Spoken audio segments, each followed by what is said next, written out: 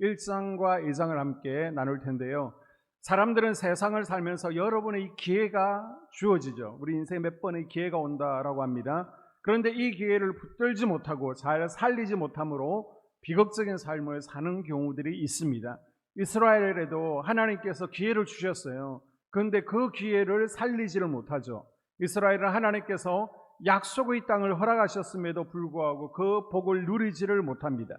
민수기는 하나님께서 기회를 주시고 축복을 주셨음에도 불구하고 왜 이런 비극을 겪게 되었는지 40년간의 광야 역사를 다루고 있습니다. 우리가 출애굽기와 레위기를 배웠는데요. 출애굽기는 하나님께서 이스라엘을 성전으로 세우기 위해서 그들을 구원하는 사건을 다루었습니다. 출애굽, 홍해를 건넜습니다. 그리고 홍해가 닫혔죠. 홍해가 닫혔다는 것은 다시 돌아가지 못한다는 거예요. 그런데 몸은 돌아가지 못하지만 마음은 자꾸만 애굽을 돌아보며 마음은 자꾸 돌아가려고 하죠. 그래서 구원받은 사람들은 이제 율법, 하나님의 말씀으로 앞만 바라보는 훈련을 받아야 되는 거예요. 우리 새신자도 마찬가지입니다. 말씀 양육을 받으면 신앙의 광야 여정을 잘 따라오게 되어 있습니다. 그런데 훈련을 받지 않으면요, 다시 세상으로 돌아가게 되어 있습니다. 레위기는 이스라엘 백성들의 훈련 교환입니다. 하나님을 만나고 교제하는 법, 예배와 절기와 거룩한 삶을 살기 위해 훈련받을 것을 말씀하고 있습니다. 그리고 민수기는 훈련 일지죠. 이스라엘 백성들이 어떻게 훈련을 받았는지를 보여주고 있습니다. 훈련받는 사람의 기본 자세가 뭘까요? 따라볼까요? 순종과 복종. 순종과 복종입니다. 훈련소에 가게 되면 조교와 훈련 교관의 명령에 절대적으로 복종을 해야 됩니다.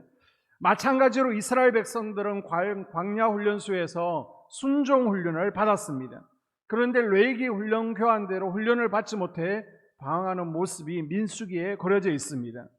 이것은 이스라엘 백성들뿐만 아니라 오늘날 이 시대를 살아가는 우리에게도 동일하게 적용되는 내용입니다. 우리는 하나님의 성전되어지고 또 하나님을 예배하는 자로 세워져야 될 줄로 믿습니다. 그게 우리 인생의 목표예요. 우리 몸을 성전으로 세워가는 것을 방해하는 대적들, 가나안 7족속들이 있다는 거예요. 이들과 어떻게 싸워 나가야 될지, 어떻게 인생의 광야 여정을 헤매지 않고 하나님의 인도하심을 잘 따라서 하나님께서 통치하시는 나라, 가나안 땅에 들어갈 수 있는지를 우리는 민수기를 통해서 배울 수 있습니다. 자, 1장을 들어가기 전에 먼저 개요를 잠깐 살펴보게 되면 민수기는 숫자들, 넘버라는 뜻을 가지고 있습니다. 책의 제목대로 민수기에는 정말 많은 숫자들이 등장하고 있습니다. 민수기를 시작하면서 곧바로 등장하는 숫자가 1이라는 숫자와 그리고 60만 3,550명입니다. 아브라함의 아들 이삭 한 명에서 시작해서 500여 년 만에 아브라함의 후손이 60만 3,550명이 되었다는 것입니다. 이것은 하나님께서 아브라함에게 약속하신 대로 하늘의 별과 같고 바닷가의 모래와 같이 아브라함의 후손들을 크게 번성하게 해주실 것이라고 약속했는데 그 약속이 성취되었음을 보여주고 있습니다. 그리고 히브리 성경에서는 이 민수기를 광야에서라는 제목을 달고 있습니다. 민수기를 보게 되면 광야들이 나오죠. 시내 광야에서 1년간 보냈습니다. 그리고 가데스 바네아 지역에 있는 바라온 광야에서 38년을 보내게 됩니다. 그리고 모압 광야에서 6개월의 생활을 민수기는 쭉 소개하고 있습니다. 그래서 지도를 보시게 되면요, 민수기는 이스라엘 민족이 출애굽 2년에 시내산을 출발하죠. 바란 광야, 가데스 바네아 쪽으로 떠나게 됩니다. 이 가데스 바네아에서 가나안 땅까지는 걸어서 10일도 걸리지 않습니다. 그런데 정탐꾼들이 가나안 땅을 정탐하고 나서 불평하죠.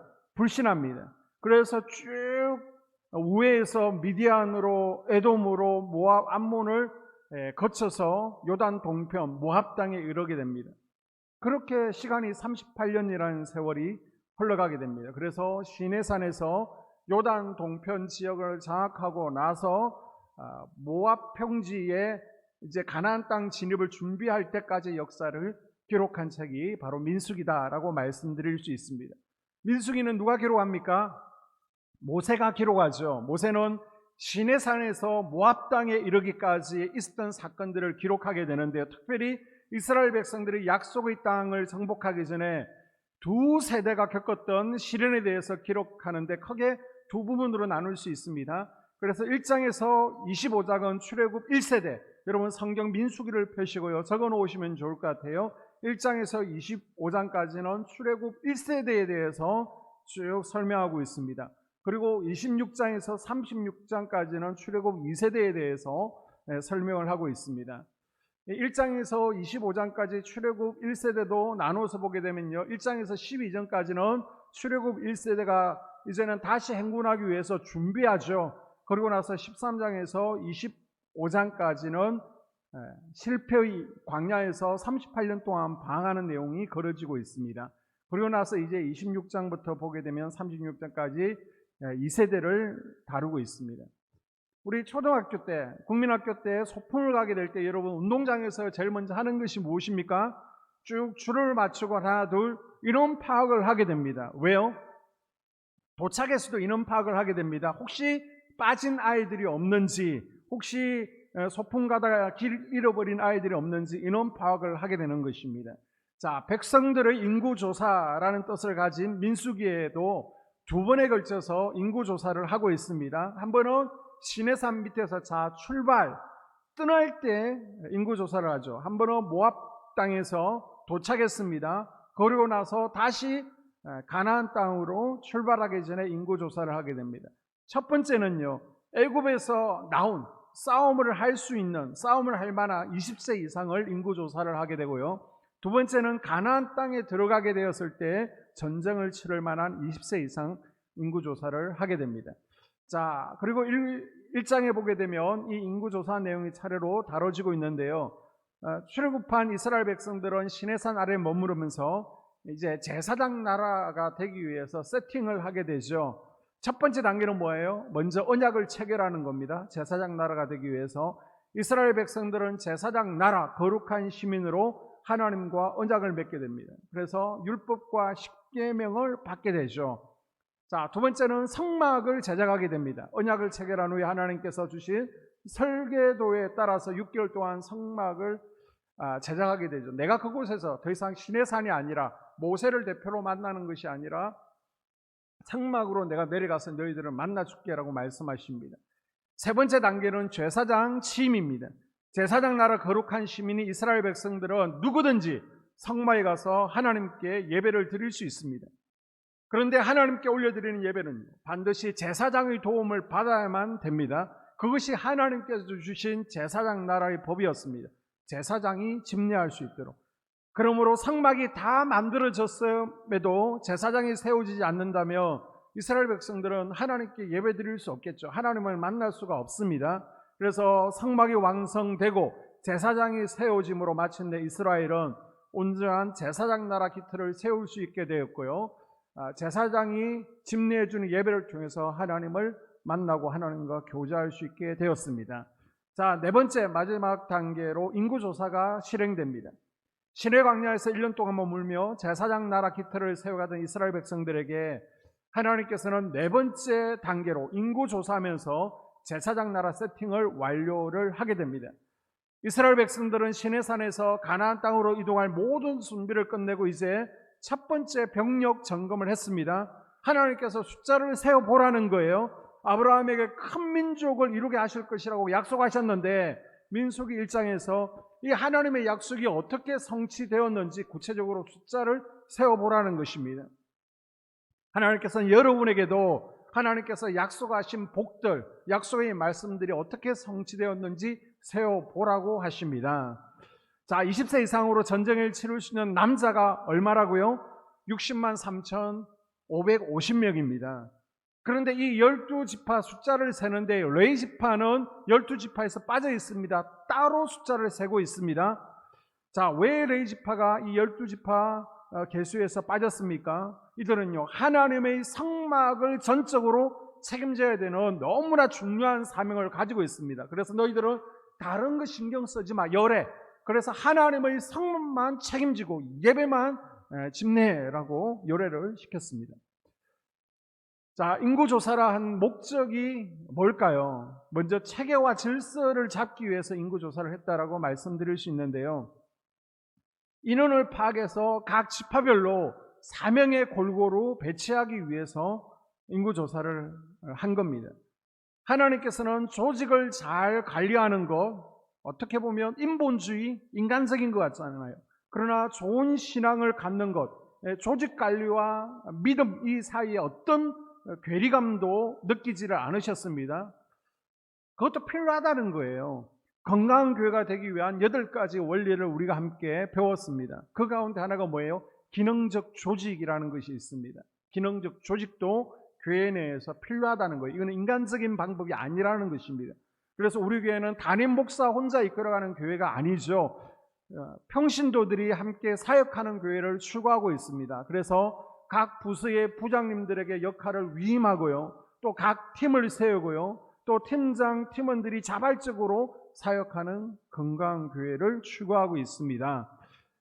그리고 교육을 위해서 인구조사를 하라는 것입니다. 이스라엘 군대는 다른 나라들의 군대와는 달리 하나님의 방법으로 싸우는 여호와의 군대입니다. 보통 군인들은 전쟁을 대비해서 늘 군사훈련을 하게 되죠. 늘 싸우는 연습을 하게 됩니다. 그런데 이스라엘 군인들인 12지파의 싸움에 나갈 만한 20세 이상의 남자들은 현역 군인은 맞습니다. 동시에 생업에 종사하는 평범한 사람들입니다. 그래서 이들은 평소에는 생업에 종사하고요. 또 전쟁이 나면 현역 군인으로 복무를 하게 됩니다. 이들은 전쟁을 대비해서 매일 군사훈련을 하는 게 아니에요. 평소에는 생업에 종사하면서 제사장 나라 거룩한 시민의 율법을 평소에는 공부하게 되는 것입니다. 이스라엘 군인들의 훈련은 군사훈련이 아니라 하나님께서 주신 율법을 지켜 행하면 대적과 싸울 때에 5이 100을 이긴다는 믿음을 학습하는 것이었습니다. 즉 하나님께서는 인구조사를 통해 이스라엘 군대를 조직함과 동시에 제사장 나라 교육을 더욱더 강화시키셨습니다. 그렇게 훈련받고 교육받은 이스라엘 군대는 이제 5년 동안 30번 이상의 전쟁을 치르게 되지만 모두 승리로 이끌게 됩니다. 이스라엘 군대가 승리한 이유는 무엇입니까? 전쟁은 하나님께 속한 것이라는 사실을 믿는 믿음과 하나님께서 주신 방법에 따라서 전쟁하는 늘 순종하며 전쟁에 임했기 때문인 줄로 믿습니다. 그리고 인구조사를 하는 또 다른 목적은 무엇입니까? 앞서 말씀드린 것처럼 전쟁을 준비하려고 체계와 질서를 잡고 사명을 부여하기 위해서도 인구조사를 합니다. 또 교육을 위해서도 전쟁에 하나님께 속해 있다 교육을 위해서도 인구조사를 했고요. 정말 전쟁을 준비하려고 하는 겁니다. 성막, 율법, 예배가 준비되었습니다. 이제 기본적인 준비가 다 되었기 때문에 전쟁에 나갈 만한 구체적인 숫자를 세어보는 겁니다. 왜 하나님께서 숫자를 세고 군대를 조직하라고 하십니까?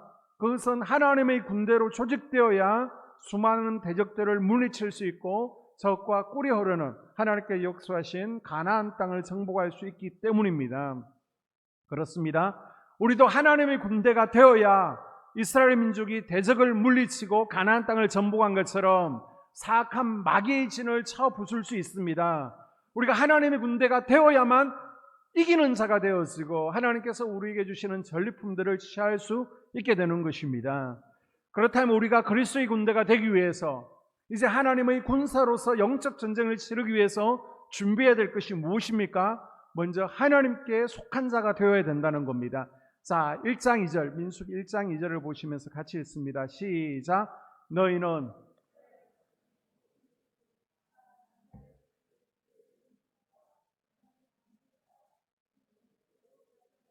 아멘. 자, 2절을 보게 되면 하나님께서는 싸움에 나갈 자를 계수하라고 명령하셨는데 첫 번째 자격이 뭐예요? 이스라엘 자손의 모든 회중입니다. 하나님의 백성으로 인정된 첫 번째 자격은 하나님의 백성인 이들이 전쟁에 참여할 수 있다는 겁니다. 왜냐하면 이 전쟁은 단순한 정복 전쟁이 아니죠. 하나님의 영광을 위한 전쟁이기 때문에 하나님 나라를 건설하기 위한 거룩한 전쟁에 반드시 하나님께 속한 자들만 참여할 수 있다는 조건을 내것인 거예요. 우리 성도들은 하나님 나라에 대한 분명한 소속감이 있어야 될 줄로 믿습니다. 나는 홍해를 건넌 자야. 나는 더 이상 바로에게 속해 있지 않아. 나는 세상 애굽의 우상들에게 절하지 않아. 내 주인은 하나님이시여. 내가 하나님 나라 시민이고 하나님은 나의 주인 되시고 왕 되시고 늘 나와 함께 하시고 나를 인도하시고 나의 힘이 되신다는 믿음을 가져야 우리는 하나님 군대로 서게 되는 줄로 믿습니다. 또 건강한 살아야 됩니다. 자, 2절에 보게 되면 각 남자의 수를 계수하고, 보통 운동을 하는 것을 봐도 올림픽이나 대회에서도 남자와 여자는 힘이나 스피드에서 차이가 좀 나죠. 대한민국은 남자보다 여자가 강하다라고 하지만 대체적으로 남자가 강합니다. 본문에서 여자가 아닌 남자랑 곧 강건한 자만이 전쟁에 참여할 수 있다는 뜻입니다. 자, 하나님 나라 전쟁 규칙을 보게 되면요, 우리가 사사기 7장을 통해서 어떤 이들이 전쟁에 참여할 수 없습니까? 두려워 떠는 자 안 된다는 거예요. 두 마음을 푸는 자 전쟁에 참여할 수 없습니다. 그리고 몸도 건강해야 되지만 정신도 마음도 건강해야 전쟁에 참여할 수 있는 거예요.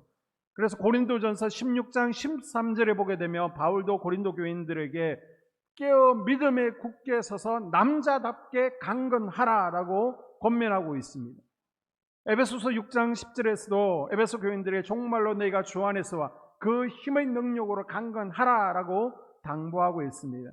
그리스도의 군사로서 몸도 마음도 정신도 건강할 수 있기를 주님의 이름으로 축복합니다. 그리고 우리가 하나님 나라 군사로서 영적 전쟁을 치러 가기 위해서는 성숙한 살아야 합니다. 자, 3절 같이 읽습니다. 이스라엘 중 20세 이상으로 싸움에 나갈 만한 모든 자를 너와 아론은 그 진영별로 계수하되. 자, 3절에 보게 되면 전쟁에 나갈 자의 자격으로 20세 이상으로 싸움에 나갈 만한 자라고 숫자를 세라라고 정하고 있습니다. 20세 이상이라는 것은 육체적으로, 정신적으로, 사회적으로 성년이 된 나이죠.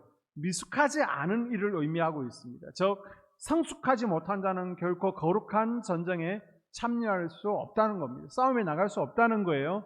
우리가 영적 전쟁을 함에 있어서 영적으로, 인격적으로 성숙되지 못해서 종종 사단 마귀와의 전쟁에서 패하고 있지 않은지 나 자신을 한번 돌이켜 볼 수 있기를 바랍니다. 내 삶의 터전에서 또 교회 생활에서 내 신앙이, 내 인격이 성숙하지 못해서 주변 형제 자매들에게 또 공동체 내에 피해를 입히고 하나님을 기쁘시게 못하는 경우가 있지 않은지 돌이켜볼 수 있는 이 저녁 될 수 있기를 바랍니다. 요한계시록에 보게 되면 라오디아 교회를 향한 예수님의 책망이 나오죠. 라오디아 교회는요, 그 당시에 큰 대형 교회였습니다. 그 교회 성도들은 교회가 큰 것을 내 믿음이 큰 것으로 착각하게 됩니다. 실상은 성도들은 영적 어린아이의 수준인데 나는 영적으로 믿음이 커, 나는 부자야, 부족한 것이 없어, 자신들의 영적 상태를 볼 줄 몰랐습니다. 영적으로 눈이 머리어 있었고 영적으로 벌벗고 다니는 것을 깨닫지 못했습니다. 자, 이들을 보시면서 주님께서 뭐라고 말씀하세요? 너희들은 정말 영적으로 공고하고 불쌍하다, 가련하고 가엾다.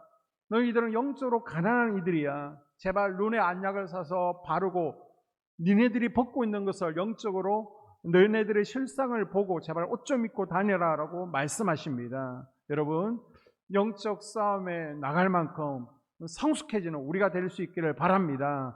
그러기 위해서는 뭘 하라는 거예요? 3절에 신앙훈련을 잘 받으라는 것입니다. 자, 출애굽을 다시 이제 시내산 밑에서 출발하게 되는데요. 왜 시내산 아래에서 약 1년 동안 머물게 하셨을까요? 바로 조금 쉬었다가 갈 수도 있었는데 왜 한 해가 지나고 나서 자, 다시 가나안 땅으로 출발이라고 하나님께서 명령하셨을까요? 그것은 가나안 땅을 정복하기 위해서는 많은 훈련과 준비가 필요했기 때문입니다. 자, 이스라엘 백성들이 가나안으로 향하는 광야길에는요, 수많은 대적들이 도사리고 있습니다. 그 대적들을 물리치고 가나안 땅에 들어가기 위해서는 훈련을 통해서 어떤 싸움에서도 승리할 수 있는 강한 군대로 세워져야만 했습니다. 그래서 예배하는 법도 배웠습니다. 거룩하게 사는 법도 배웠습니다. 하나님을 의지하는 법을 배웠습니다. 순종하는 훈련을 했습니다. 시내산 아래에서 1년 세월 동안 마치 이곳이 논산훈련소가 된 거예요.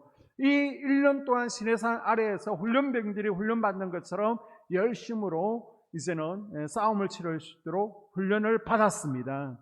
우리가 영적으로 성숙하기 위해서, 영적 전쟁에서, 사단마귀의 전쟁에서 승리하는 그리스도의 강한 군사가 되기 위해서 우리도 영적인 훈련을 잘 받아야 될 줄로 믿습니다.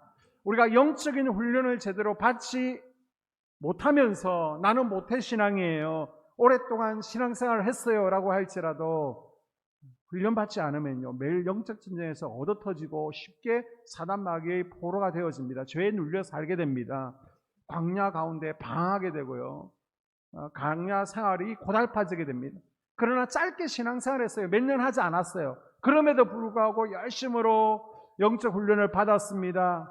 그러면 검새 믿음의 전부가 나타나고 강한 군사로 세워져가는 것을 우리는 목격할 수 있습니다.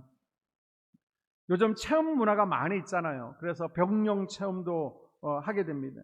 그래서 전문 교관, 훈련 조교라 할지라도 체험하러 온 학생들, 어른들한테는요 그렇게 엄하게는 하지 않습니다. 정식 군인이 아니니까. 우리가 예비군 훈련장을 가도 예비군 훈련장에도 이제 교관들, 조교들이 있죠. 그런데 예비군 훈련 오신 분들 엄하게는 하지 않습니다. 뭐 해봤자 말도 듣지 않습니다. 왜요? 내가 네 선배인데 나 그거 다 해봤다는 겁니다. 그래서 대충 하루 때우기 식으로 훈련 받다가 그냥 선배님 잘 가십시오 그러면서 돌려보냅니다. 그러나 정식으로 훈련소에 입소한 훈련병들에게는 아주 험하게, 혹독하게 야단쳐가면서 훈련시키죠. 예비군이 아니기 때문입니다. 병영 체험이 아니라 진짜 강한 군인으로 만들어야 되기 때문에 강하게 훈련을 시키는 것입니다. 그리고 2장 2절에 보게 되면 교회를 중심으로 신앙생활을 할 때 영적 전쟁에서 승리할 수 있음을 밝히고 있습니다. 자, 2장 2절 같이 읽습니다. 시작.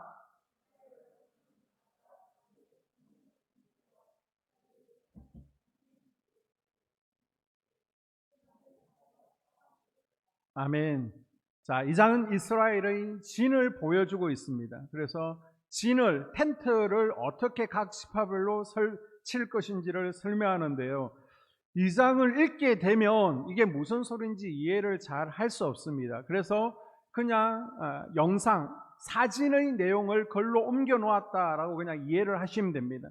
그래서 아래쪽이 동쪽입니다. 동쪽에 유다, 이사갈, 서불론 지파가 진을 쳤다.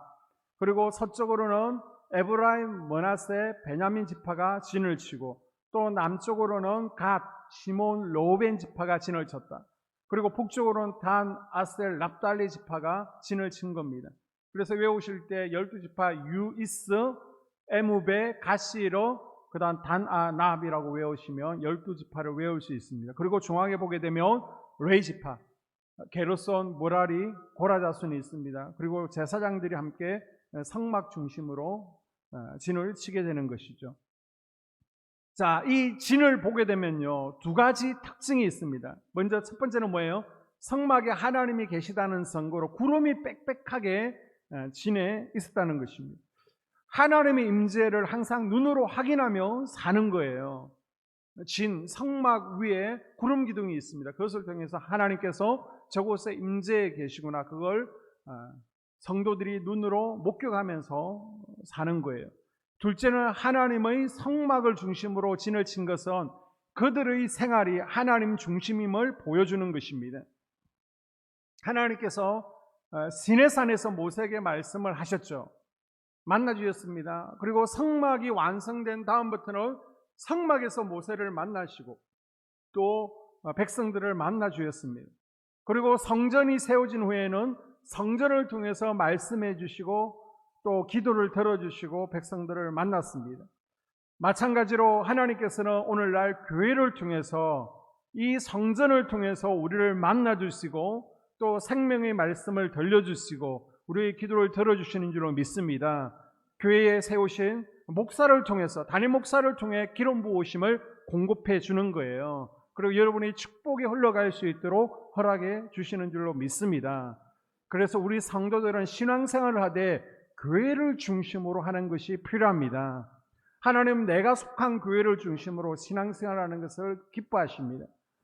예전에는요, 어느 교회 은혜스럽다, 교회 집회, 부흥 집회를 찾아다니거나 아니면 기도원을 쫓아다녔습니다. 그런 집사님, 권사님들이 예전에는 있었습니다. 지금은요, 이제 유튜브 속에서 이 교회, 저 교회를 쫓아다니는 것을 볼 수 있습니다. 문화가 확 바뀐 것이죠. 그래서 여러분, 당부드리는데 유튜브에서 뭐 성경 강의나 설교 너무 쫓아다니지 마시기를 당부를 드립니다. 2단, 3단이 너무 많아요. 잘못된 교리인지 분간하기 힘든 것들이 많아서 영적으로 판별하는 것이 쉽지가 않습니다. 그리고 정통교회 설교라고 할지라도 우리 교회가 신학적인 이견이 있을 수가 있습니다. 신학적으로 다를 수 있는 거예요. 예를 들어서 우리 교회는 방언기도를 인정을 하죠. 그런데 정통교회예요. 정상적인 교회인데도 방언기도를 인정하지 않는 교회도 있습니다. 또 우리 교회는 지금 우리 교회 상황에 맞게끔 예배의 회복, 예배를 가장 중요시하는데 대형 교회들은 이미 이 단계를 다 넘어갔잖아요. 그래서 우리는 해외 선교 세상으로 외치고 있습니다. 이렇게 비전이 다르고요, 핵심 가치가 다릅니다. 그래서 너무 보통 여러분이 보시는 교회들은 대형 교회 유튜브를 보시잖아요. 그럼 우리 비전, 우리 가치와 다르기 때문에 그 가운데 혼란이 오게 됩니다. 여러분, 어떤 특정인의 말을 많이 들으면요, 그 사람의 영적인 것들이 흘러 들어오게 됩니다. 부부가 닮아가는 것과 똑같은 거예요. 영적 전이라는 것이 일어나게 됩니다. 그래서 여러분이 외부의 설교나 성경 강의를 들을 때도 마찬가지예요. 그 사람의 지식만 내가 전달받는 것이 아니라, 내가 이론만 쏙 빼먹는 것이 아니라 그 사람의 영적인 것들까지도 나에게 전달되는 거예요. 그런데 여러분이 그 사람의 영적인 상태가 어떤지를 모르잖아요. 그러다 보니까 이것저것 저는 누구 설교를 즐겨 듣습니다. 그러다 보면요, 영적으로 헷갈리고요, 영적으로 혼탁해질 위험이 있습니다. 여러분은 집에서 집밥을 좋아하십니까? 식당 가서 사 먹는 밥을 좋아하십니까? 식당 밥이 맛있죠. 조미료 팍팍 넣어주고 얼마나 입에 잘 맞습니까? 그러나 집밥이 왜 필요합니까? 부모가 자녀들의, 남편의 영양 상태를 고려해서 집밥을 차려줍니다. 그런데 엄마, 저는 집밥 안 먹을래요. 밖에서 그냥 일주일 내내 사 먹을래요. 일주일 한 끼만 집에서 먹고 나머지는 다 밖에서 배달시켜 먹어요. 남편도, 여보, 나도 당신이 해주는 밥보다는 밖에서 먹는 것이 맛있어. 그냥 일주일에 한 번만 우리 집에서 먹고 나머지는 다 배달시켜 먹자. 그럼 집안 꼴이 뭐가 되겠습니까? 외식은 가끔 하는 것이지 건강을 생각해서 집밥을 드셔야 되는 것입니다. 동영상 설교도 마찬가지예요. 가끔 듣는 것이지 매일 틀어놓고 외식하며 영적으로 탈이 날 수밖에 없습니다. 그래서 여러분, 먼저 우리 교회 영상부터 여러분이 들으시는 거예요. 매일매일 밴더 묵상이 새벽 5시에 올라가고 있습니다. 새벽 5시 기도 마치고 6시 넘어서 보면 가정에서 새벽 예배를 드리시는 분이 없는 것인지, 다른 교회 거 털어놓고 새벽 예배를 드리시는지, 하여튼 우리 교회 거는 한 명도 조회수가 없는 것을 보고 저는 깜짝 놀랐습니다. 먼저 우리 교회께 먼저라는 거예요.